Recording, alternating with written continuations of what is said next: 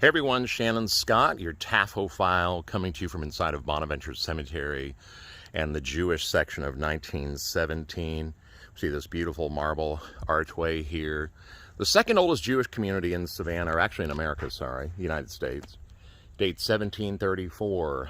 And in many ways, the Sephardics from Spain and Portugal, the Ashkenazi of Austrian Germany arrived here in the early days following Oglethorpe.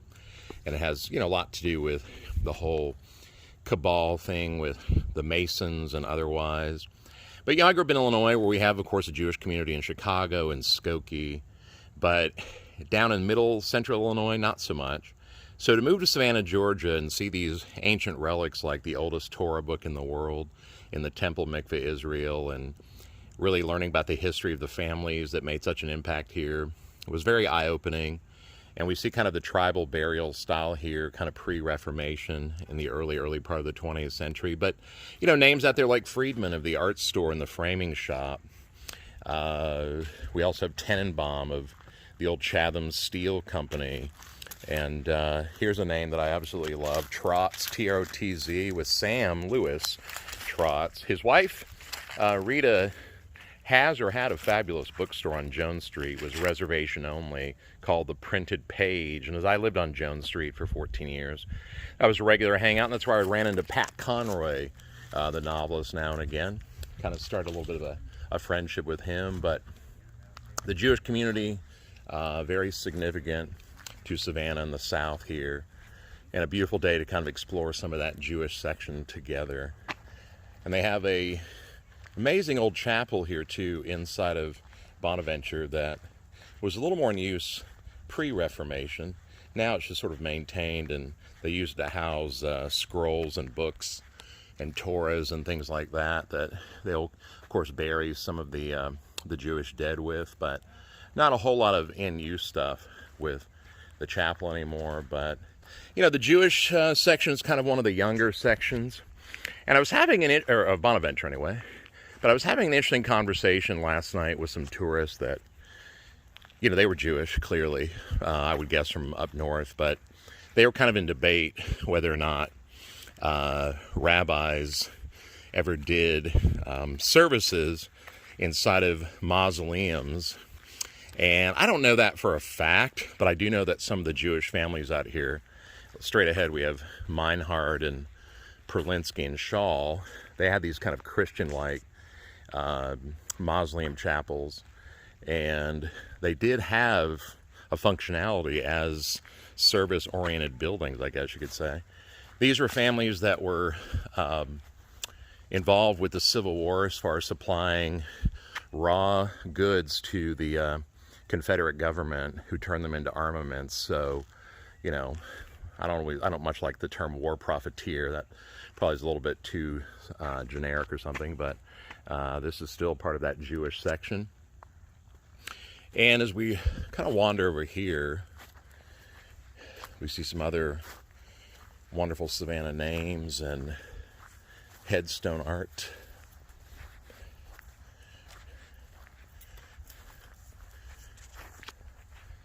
Well, if I didn't know any better, that's Master Murray Silver himself over there. How are you today, good sir? How are you today, God extraordinaire? How are you doing, good sir? It's warm for October the 25th, Woo! if you're asking me. You mean that's not old man winter nipping right behind us? No. It's warmish today in Savannah, Georgia. What are you doing out here today? Well, it's such a pretty day, and I haven't shot really a live video or a video in some time, so I thought I would cut loose, in my wild man way, and come out here and talk about headstones. Cool. What are you up to? Well, today is the 121st anniversary of my grandfather. And I'm out here cleaning stones and maintaining what is perpetual care these days. Sure.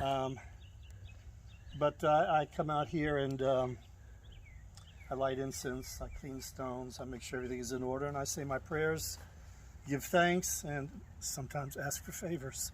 Sure. So that's what's going on today. It smells like you've got some frankincense burning down there. Well, I'm sure you know better than I, but in the Bible somewhere, God says to the Hebrews, If you ever want to get my attention, burn this stuff. Seriously. Well, no, I think that's beautiful. I think That's what beautiful. he said. He said, if you want to try my attention, burn frankincense. I don't know what book it's in. I don't know. I don't either, but I think it's a safe bet to say God has a keen sense of smell. Well, let's hope. Right? Let's hope. So now, when you say your grandfather, you're of course talking about the legendary Beau Peep. That is where this man's final resting place is. Okay. Wolf Silver, born on this date in 1899. They made a mistake when they first carved the date. Oh, shoot. They were too cheap to start it all over. So 1899. He was born in London, England, to Polish Jewish parents. Here to the left. The family name was not Silver. The family name was Amdursky. Amdursky. Amdursky. And the story about how the name came to being is interesting. They came after my grandfather was born in London, and they immigrated to the United States. The Amdursky family was on a ship that sank, and the family was split up. 2 brothers. My great-grandfather Max and his brother. When they got to the United States, different ports of entry, Max's brother simply shortened the name to Amdur. And I still have cousins to this day whose last name is Amdur. Wow. But my great-grandfather here, when he got to the United States and they asked him what his name was, he looked up and the first sign that he saw was a sign for the Silver Coffee Company. He said, "That's my name." And that is how he became known as the Silvers. Did he like a good cup of coffee? I do. No, did he? I don't know. I can't vouch for him. We were talking about smell. Coffee was, aromatic in the city streets. You wonder if like the smell caught his attention first and then the sign. Well, he all I know is the way the story is related. Fair enough. He saw the sign, took the name. And that's how we became known as Silvers. And so this is my great-grandparents. 3 of their sons, a daughter and her family. The only person missing is Beau Peep's wife, who did not want to be buried in the ground. I've always wanted to know that. Well, she was Catholic, and she was Catholic all day, every day, from the moment she was born to the day she died, and Irish Catholic at that. She did not want to be buried in the ground, and she died in Miami, Florida, and she is buried there. We till this day talk about moving her here, at least to Catholic cemetery, because there's no room at the inn. And now my father and I have bought something out in left field over there. But that's near the cow pasture, right? Well, whatever it used to be, I just call it left field. So that's where we have staked out our stone. The mailbox is in place, ready to do business, and one day all too soon. But in any event, this is the original silver plot, and it's now booked up. Except we wedged my grandfather's oldest son, Julian. He is wedged in here. He was cremated and buried in this tiny little spot right here. Daddy Jewel, the cool fool, who was well known in Savannah, Georgia as a jive-talking DJ and also an ace car salesman for the Kaminskis. No kidding. This is where Daddy Jewel reposes next to his daddy, but that's the only way we could get him in because there's no more room for boxes. Aha. Now remind me of the relationship to Wolf again. Well, of Julian. Julian is Wolf's oldest son, my uncle. Oldest son. Yes. Colorful character. For sure. Now, I'm greatly well known for referring to the Silvers of Savannah as one of the great cast of characters of Savannah's past. Would you agree with that statement? Guilty. Guilty. And, of course, the most legendary character, I think, is, besides yourself, but, history, the jury's still out historically, but was definitely your grandfather, Beau Peep, as he was known, born Wolf Silver here. Would you care to speak to his legend? Well, what he is known for and remembered for even to this day was he had a bar on Congress at Drayton, which is now a parking lot directly across from Christ Church. When he was all of 18 years old, Prohibition was ratified and enacted. At the time, the Silvers lived in a over under a store. They lived above a store on the corner of Williamson and what is now MLK, then West Broad. It is now a new hotel. So they owned the building. They had a corner market, and at the age of 18, as Prohibition is being enacted, my grandfather started selling whiskey by the shot from behind the counter. And he would go to New York and bring back suitcases filled with pint bottles of whiskey, and that's how he began his illegal whiskey business trade. And so he would make these trips up to New York and bring back a suitcase or two, pint bottles. And when he made enough money, he bought a car and started going up there and bringing back whiskey by the carload. And then bought the biggest car on the road, which at the time was a Cadillac. It had the biggest payload, and the shipments now started getting larger. And so were the profits. Which I have to inject, if you don't mind.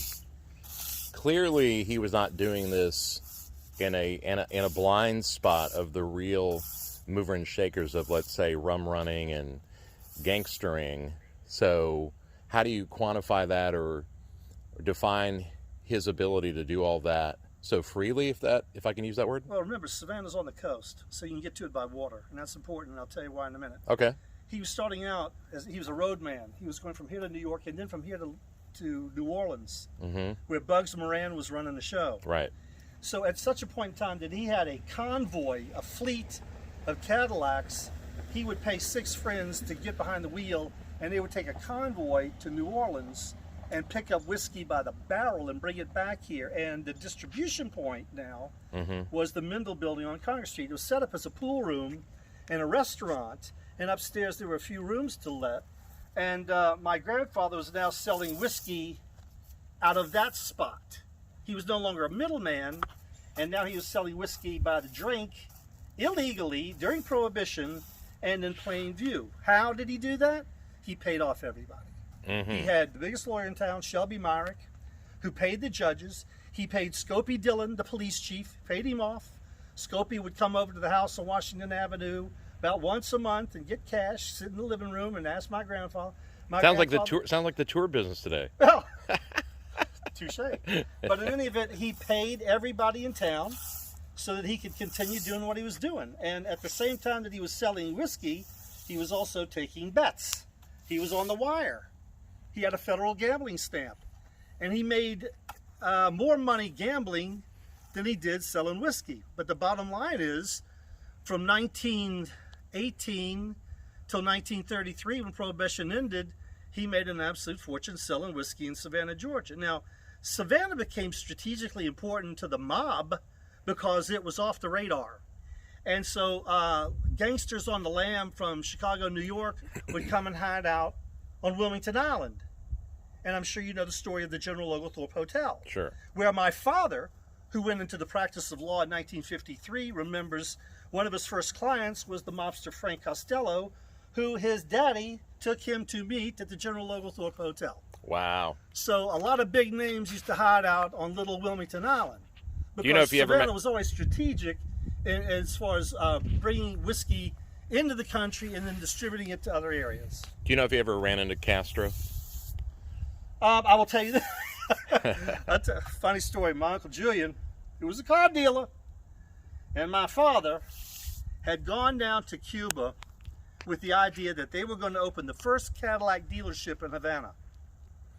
Amazing. And then the revolution took place, and that was the end of the deal. Yeah. But my father and his brother, just like in the Godfather movie, they go down to Cuba, and they're talking to, what was the guy before Castro?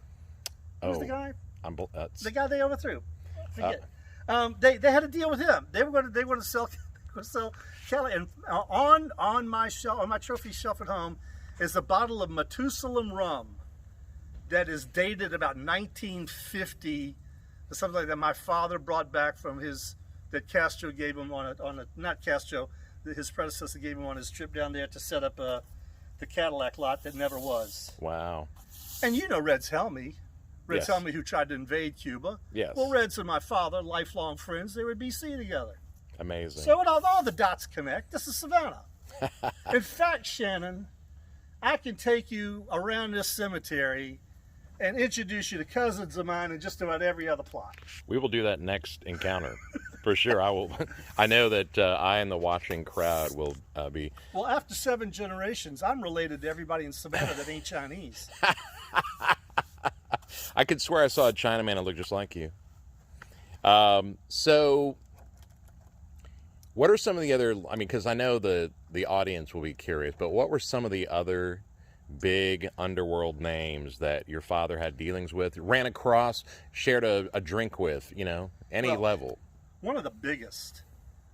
If I have reminded Savannah of anything that it had forgotten and should never have, it's the close association at times with Shoeless Joe Jackson, the great ball player. Okay. Shoeless Joe Jackson began his pro career in Savannah, Georgia, and ended his pro career in Savannah, Georgia. Married a Savannah girl, bought several houses around town, but in the off season owned a pool hall next door to my grandfather's on Congress Street, in partnership with the Sullivan brothers. He also owned 2 dry cleaning establishments downtown, and Savannah had conveniently forgotten that. But Shoeless Joe Jackson, certainly still one of the greatest baseball players to ever play the game, and one of the most controversial because of the Black Sox scandal. He was a Savannah boy, and he was a dear friend of my granddad's. Because when my granddad's pool room was in business, which was basically from the late 20s until 1958, I want to say, anybody and everybody that came through Savannah came in and hung out at my granddad's place because of his connections with the liquor world and the gambling world. So all of the ball players, all of the boxers, all of the pool sharks, like Minnesota Fats, all of those guys that came through town would come into Beau Peep's. So because he was on the wire, he was connected to the mob that controlled gambling in America. And he had done business with Capone, Moran, with all of the guys, all the made guys in the mafia. But you got to remember, back then, these were just businessmen. They weren't anything like the people they are today. I mean, they weren't the figures that they are today. They were criminals, and a lot of them, you didn't know them if you met them. Sure. And so my grandfather, unfortunately, died in '63 when I was 10, and before I could retrieve all of his stories. But thankfully, I ran into a group of his old buddies that included Buster White and Tony Yatro, and I talked to them at length before they passed. Oh wow, you're lucky. Got some of the really great stories about my grandfather that I set forth in a book called Behind the Moss Curtain and Other Great Savannah Stories, which is now in its 10th edition. Which, by the way, for any watcher, that's the book is my #1 recommended book for Savannah stories, Behind the Moss Curtain, Very kind. by present company Mr. Murray Silver Jr. I want that to be my next movie, if they ever start making movies again. When you mean the whole book or part of it? Oh no, I dream of doing a movie that includes my favorite stories about my grandfather at Beau Peep's. The name of his bar was Beau Peep, and I'll tell you how he got his nickname. He was on a run to New Orleans with the guys, and he loaded up the car with the liquor, and he's on his way back to Georgia when he gets stopped by the State Patrol in Alabama. And they arrest him, they take him to jail, confiscate all the liquor, and my grandfather strikes a deal to cut everybody loose and keep the cars, promising that he will never, ever, ever cross the Alabama state line again. And so they come back in the convoy of empty Cadillacs, and as they rolled into town, some street corner pundit standing on the corner said, "Little Beau Peep has lost his sheep." And from that moment on, my grandfather was known as Beau Peep. And everybody, including my grandmother, called him that till the day he died. And the name of his place was Beau Peep's. And you can still go on eBay now and find old matchbook covers that have got the name on it. No way. And the logo was a black sheep. And some people old enough to remember the front window of Beau Peep's downtown had a painting of a black sheep on it. So that's how he got the nickname. Wow. So yeah, he turned it into something, I guess a term of endearment, I suppose. Well, Shannon, the thing is this, and it bears mentioning. The reason why my grandfather is remembered by more people than that is the way he died. He died by his own hand in 1963 after he'd been betrayed by all of the people he had paid off. He had basically run out of money. And he was pushed into closing his business when the city attorney at the time came to my grandfather and said that he wanted a payoff of $600 a week. And my grandfather said, look, I'm already paying my lawyer, the judges, the police chief. He said, I can't take you on at that level. And the guy said, well, either you do it or we're going to shut you down. And that's exactly what happened to my grandfather. He was forced to sell the building, which was then torn down so that nobody would ever come onto that space and run another concern. It sits as a vacant lot today because my grandfather put a curse on it. He vowed that nobody would ever move onto that site, and to this day, that vacant lot is the most valuable vacant lot in all of Savannah, Georgia. You're right about that, I can attest. And it sits there vacant after more than 50 years because my grandfather put a curse on it. Because he died by his own hand in the building across the street. It was then the John Wesley Hotel, and now the Planters Inn. And it is reported that he is still in residence. Interesting. When he's not haunting my house, he's haunting that one. Now my question to you then, and not to cut you off, but since I have you on the spot, I'll take advantage of the fact that you're on camera, and I don't mean to make light of it at all, because I know your grandfather was incredibly important to you. The last night of his life, if I recall correctly, he snuggled in bed with you, almost like in a way of saying goodbye. Well, is that true? Before he checked into the hotel. Okay, and then he wasn't going to do this in our house. Right, and then he spent the last night of his life sharing our house, sharing my bedroom with me. Yeah, I was 10 years old. And you dedicated your book Behind the Moss Curtain to him or his memory, I recall. Yeah, well, if it wasn't for him, I wouldn't have written the book. For sure. And the best parts are about him and Buster White and that colorful cast of characters that made Savannah what it was in those days. Thank you. And honestly, there were about 100 guys running around Savannah, Georgia in the 30s and the 40s, larger than life. Every single one of them was, a character. I mean it. And I met some of the fading stars, as it were. Well, Tony Atro, Buster White. Tony, legend. Two of my very, very favorites. I could never get, now see, he only knew me from running the deli, and he came in with all the Greek guys in the morning at Eli's Deli. Yeah. And so for 3.5 years, he was a regular, and he knew me. And he was tough as nails, as we know. My goodness, the stories about him pummeling teenagers on Broughton Street when they tried to mug him. Amazing. But he would only tell me a little bit about being a prison guard at the old Savannah jail, old city jail. But you could tell he really didn't want to dredge up the past. So and of course you all had more of a history than he and I, but I really regret not being able to, pick his brain a little more. But I understood where he was coming from. The problem is I have discovered, it's like my grandfather.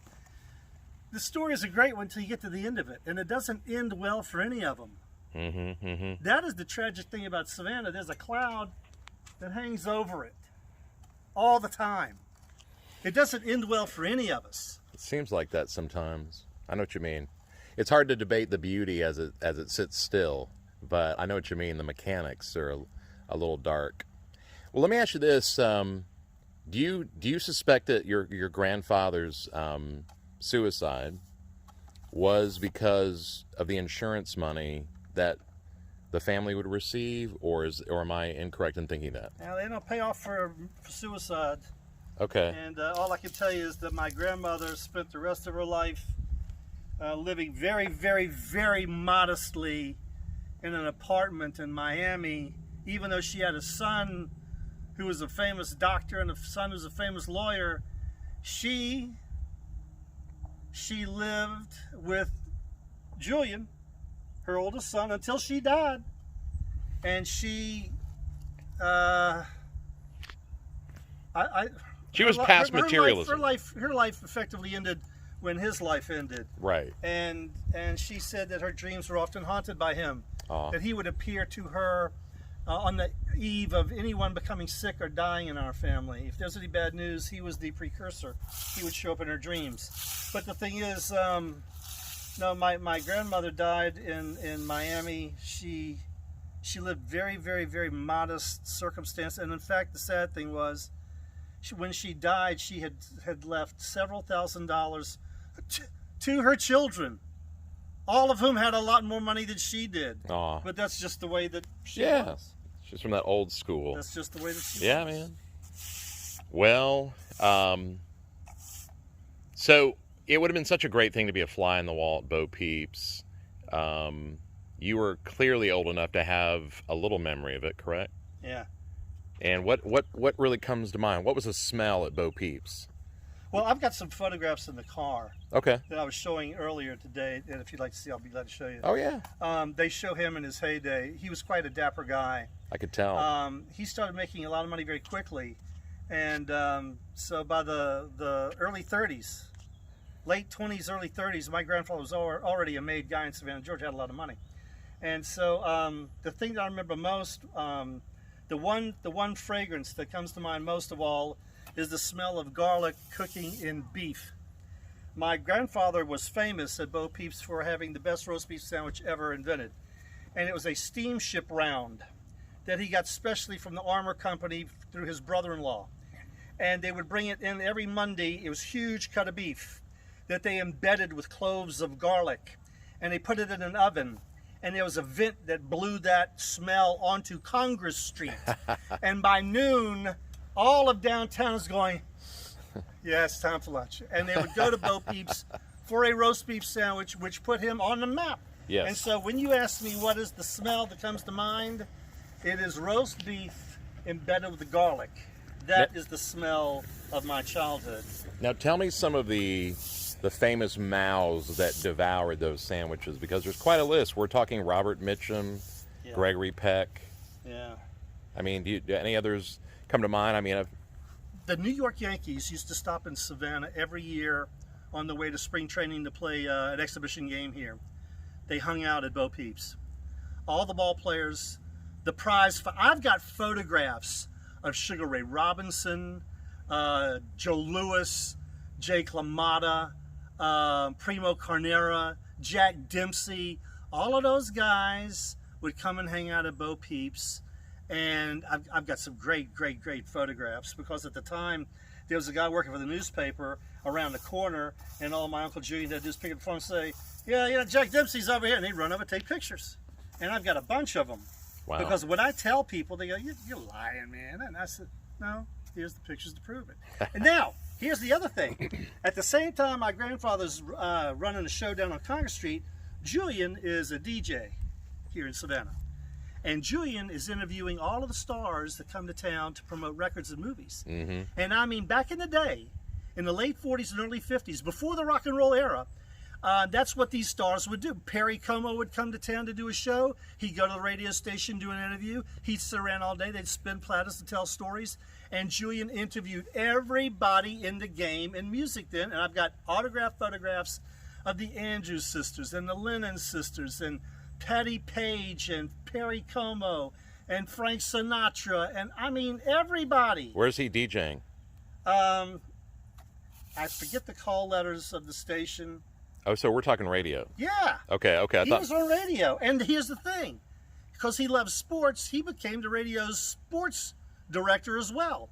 And he covered everything in sports because he wanted to get tickets to games and so forth. And he interviewed all of the athletes that came through town, and usually would hang out at Beau Peep's. He'd then take them to the radio station. So they'd catch them going and coming, Shannon. And I can't imagine there was anybody that came to Savannah, Georgia in the 30s, 40s, and 50s. I don't care if it's politics, sports, music, movies. I don't care what it is. They would have come through Beau Peep's, and they would have sat in front of the microphone with my Uncle Julian. And I've got stacks of photographs that I recently discovered when Julian died. His stuff was in boxes, and I uncovered his scrapbooks, and he was a scrapbooker. Wow. And I opened it, and I could not believe what I found. Wow, man. Now, not to disparage Julian, but there is that funny story about the Super Bowl in 1967. Do you care to share? Here lies the man that tried to fix the Super Bowl. My Uncle Julian was they were called the Miami Seven. It was the year that the Pittsburgh Steelers played the Dallas Cowboys. One of the greatest games ever played. I had gone down there to see the game. I was living in Atlanta. I was in college. I wanted to go down there to see the game because I loved the Dallas Cowboys. Early on a Sunday morning, the day of the game, there's a knock at the door of my grandmother's apartment. It's the FBI, and they got a warrant from my Uncle Julian. They were looking for him. Turns out, long story short, Julian and a couple of friends had conspired to fix the Super Bowl. They had deduced that you didn't have to buy off a lot of people to do it. You only needed one key player, and that was a quarterback. And they had supposedly put together a deal. Right. I'm not going to tell you which quarterback, but they had put together a deal to throw the Super Bowl. Right. And they were all arrested. And they were all put on trial. Except the quarterback, right? That's right. No players were involved, but the FBI broke up the plot. But that was from Uncle Julian. And he did a little time where? Uncle Julian, I forget, he did time down in Florida, and I'm not, there's a couple of beefs that he had, a couple of raps. And you know what? It was not spoken about in my family because that was our uncle. Yeah. And even though my father was his lawyer, we didn't talk about him like that. All I know is every so often I would get a letter from him that was in a couple of different envelopes. And we were pen pals. I loved him. He loved me. We were pen pals. And I never fully understood exactly where he was or for what. And because my father did not want to disrupt my relationship with him. No doubt. And Good when thing. he got out, we didn't talk about it. We just went on. We just kept on keeping on. I think it's interesting. I mean, we're Silvers. This is what we do. Yeah, right. No doubt. No doubt. Well, what comes to mind, too, is that if I'm not mistaken, because I used to live in Grant Park in Atlanta, so I would drive by the old federal penitentiary, and I would think of your grandfather because that was the prison he was in. No. No, he wasn't in with the same one of Capone? No. No. No. But he was. My grandfather did. He was sentenced there, though. My grandfather right? was sentenced to do two. He had enough money. He had enough money to pay off everybody so that he could serve his time in a hotel. He didn't spend one day in a prison cell. But didn't he come He back stayed during in the a day hotel. and sort of carouse and put on the face that he was in jail during the day and went to the hotel at night, or no? No, the thing is, look, there might have been some of that. All I know is this: my grandmother and my aunt moved up to Atlanta while he was there, and again, they didn't tell us kids. I was 10 years old. They didn't tell us kids where Granddad had gone, Right. or why. They didn't discuss. They didn't tell us that he was in jail. Sure. And it was a very long time because to this day, my father finds it very hard to talk about these things 50 years later. Sure. So the thing is that we never knew these things as they were happening, but it was later that I had to go back and piece it all together. But my grandfather did not spend his time in jail. He spent it in a hotel, and it cost him a lot of money to do that. But no, my grandmother lived in Atlanta for a couple of years with my aunt, and Worked at Macy's, right? then they packed up and they moved to Florida because Julian had gone down there and gotten a job selling cars, where he was the #1 national salesman for Pontiac. And so they all went down. Julian, my grandfather, my grandmother, they lived together down in Miami, and then two of their other children followed them down there. We were the only ones that didn't go to Florida. My father took us to Atlanta instead. And it's true that Julian wore tiger skin jackets? I have it at home. Made out of car seat material. No. He was the leader of an all-black swing band. And Julian came out on stage wearing a tiger skin jacket that was made out of car seat material. It's still in perfect condition today. I got it at home. I'll show it to you one day. All right. And Daddy Jewel the Cool Fool won the very first national awards as a DJ for Apollo Records. I have a photograph of him on the stage of the Apollo receiving the first national award for a white DJ that played race records on a major Amazing. station. This is before Alan Freed. Right. People talk about Alan Freed and the first cat that did right. No. My Uncle Julian was doing it at the same time Alan Freed was, and we did it in small markets. See, Julian was down in Alabama. Yeah.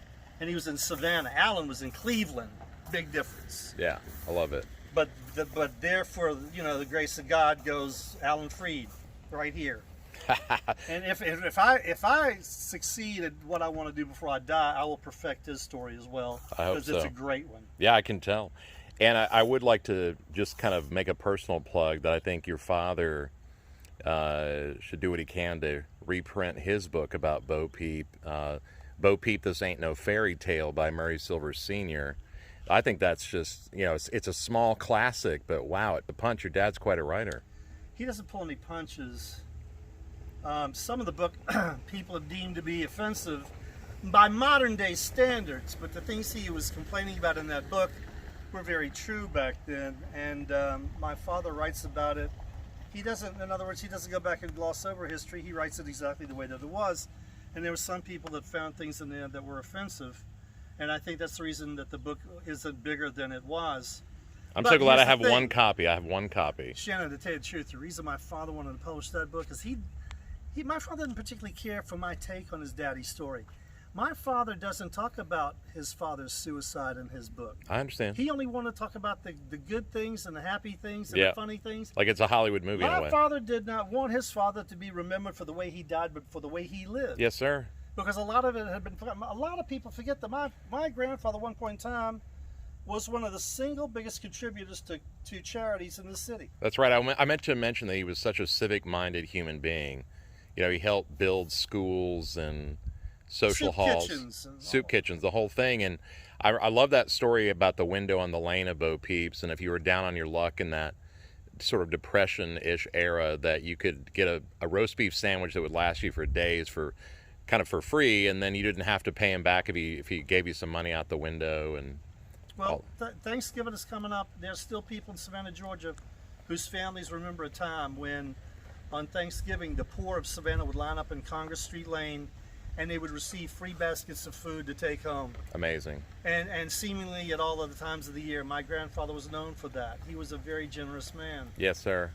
And so that's the thing. That's the person my father wanted to lionize in his book.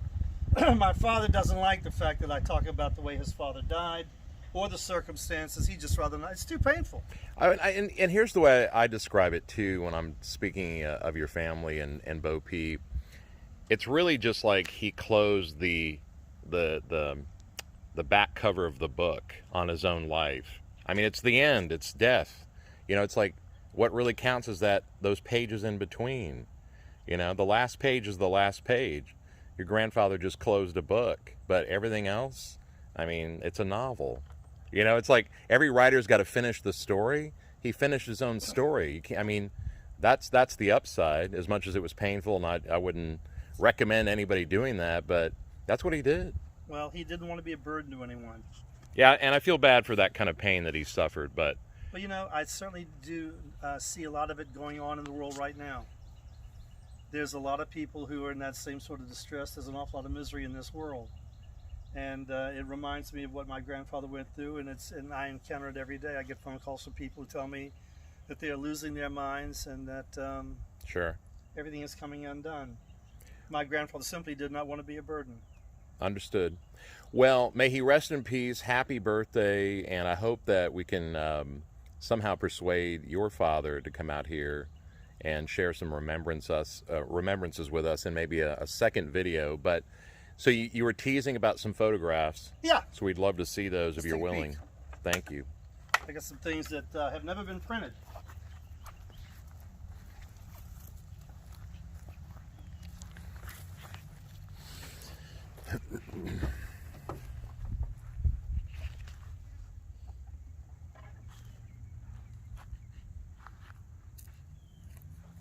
Let's put them on a bench over here. Sure. They'll be out of the glare. Sure. And I can sit my tired ass down. I'll move around here for some good light. Here's some stuff. This is my grandfather, 1934 Tybee. On the old original wall, that's Julian with him.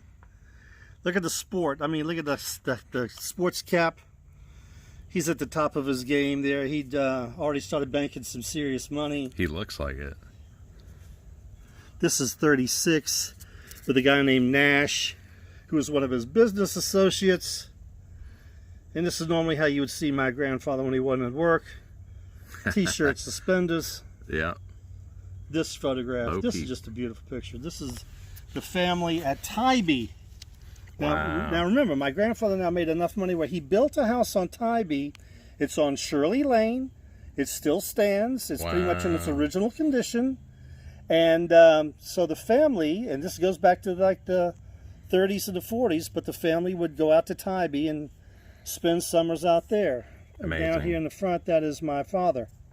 And that is Julian under his father's wing. Your father's the one directly in front? That's him. No kidding. What a cutie. Now this is my father in 1935. So he would be 6 years old, and that's his little sister Kay, and that's one of the fleet of cars that my granddaddy used to import hooch with. Woohoo! Now who's taking the photograph? Do you know? My grandfather was a big photographer. In fact, Shannon, my grandfather had a camera that took color movies back in the day when you had to send the entire camera to New York for them to take the film out, process it, and then load it up again and send it to you. Amazing. And I have color family movies of these days. Wow. This is Tybee 1941. This is a great candid shot of my grandfather. Top of his game. I love it. He looks very big money, sun-kissed. Big money. That bathing suit, clearly Versace. No. But yeah, that's a great shot. He's a dreamer. Well, here's the best of them all. This is in front of Beau Peep's. This is 1942. It is the only picture of my grandfather at his establishment, and you can see the sheep on the window. And in back of him, you can see faintly is a black chef that he had named John James, and the other chef was a guy named Chris Vatsis, a Greek fella that everybody in town knew. And between John and Chris, they turned out a pretty good hot lunch. Amazing. So that's 1942, the corner of Drayton and Congress in the Mendel Building. Classic. This photograph is, my Uncle Julian says, this is the first indoor photo taken with flash in the history of Savannah, Georgia. It's taken in my grandparents' bed on Washington Avenue. And the funny thing is that the light that is illuminating this shot was so hot that it caught fire and just about burned down the whole house. So it was maybe the first and the last photograph taken indoors with a flash, Savannah, Georgia. And your dad's down here on the right? That would be Julian. That's my father. Okay. That is Stanley, and that is Kay. Stanley and Kay. Kay was Miss Savannah in the 1950s. Stanley, retired doctor now. Julian's gone. My father is 91 years old last week. Amazing. Happy belated birthday. Now, the last one I have to show you, this is my grandfather, my grandmother, happier times, photo that's never been published, color photograph. This was at home on Washington Avenue when all was good and there was money in the bank. Looks like it, and everybody was happy. And what year is this? You know, you're guessing. It's not dated, and I hesitate to guess, but I'm going to say it's late 50s. Okay. And a very high quality photograph. Yeah. Wow. Well, it does look like happier times, and you know, I think in many ways this is the family that does define happier times in Savannah. When I want to tell you, Shannon, it doesn't end well for any of us. Oh shoot. It doesn't. Not if you're from here. Well, you know. Not if you're born here. Not if you live here. Well, you know what I tell people is the number one leading cause of people dying? Life. Death. Oh. Well, sooner or later, it does get to that. They have fancy names on the death certificate for it, but it's really just death. Yeah. So I hear you. I dig it's it. all the pages in between that count. And you've written a few pages yourself. Well, you will too, I'm sure. Yes, sir. Yes, sir. I know you've got a couple of great books in you. Thank you, thank you, thank you. In any event, I'm glad you were here to share his birthday. I didn't bring cake. I wasn't expecting company. Well, it's been an honor all the same, and we just want to say happy 121st birthday. Hey, listen, Shannon, thank you for doing what you do. There's nobody who does it better. Thanks, Mr. Silver. We appreciate your compliment, but we really are only a voice for great things like this. So that's Savannah, that's Bonaventure, that's the Silver family, and we would really love to talk your dad into coming out. He's 91. I know. Good days, bad days. Yep, well. He was on the way with my mother, late stages Alzheimer's. He got a wheelchair accessible van. He's going to come over today. There's any number of reasons why he didn't make it. Fair enough. We'll give him my best and my regards and tell him I'm thinking of his father today. and of course, you know, his son in that sense. And I hope he can make it over sometime. Thanks, brother. Thank you, sir. My pleasure. Yep. Happy Halloween, too. Ah.